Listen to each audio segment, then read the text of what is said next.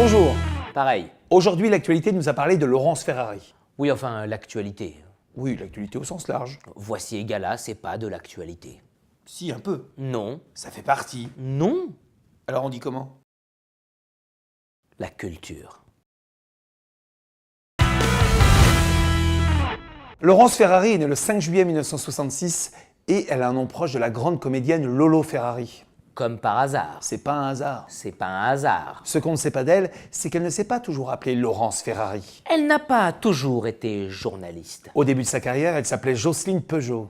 Et elle était actrice pornographique. Comment en est-on sûr? On connaît un type. Qui connaît un type? Qui connaît un type qui est fâché avec Thomas Hugues? Ça ressemble à du journalisme d'investigation, ça. Carrément. On connaît Jean-Pierre Pernaut.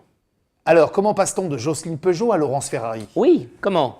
Alain Duhamel, qui était à la fois son mentor et son agent dans la profession, Alain Duhamel était son mentor. lui faisait changer de nom au fur et à mesure que sa carrière progressait. Elle était Jocelyne Peugeot dans Peter Pan, Merlin l'Emmancheur ou La Soupe aux trous.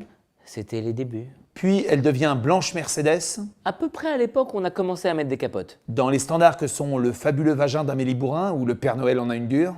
Deux chefs-d'œuvre. Et enfin, sa carrière internationale explose dans les films Quai des Burnes, Les Boys Band, Qui veut la bite de Roger Rappeau ou encore Ma queue je l'actionne. Malheureusement, des productions beaucoup trop grand public.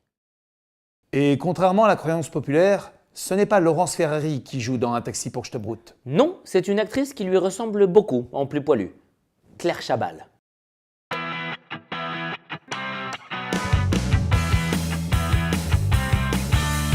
Au milieu des années 90, elle décide de changer de carrière professionnelle.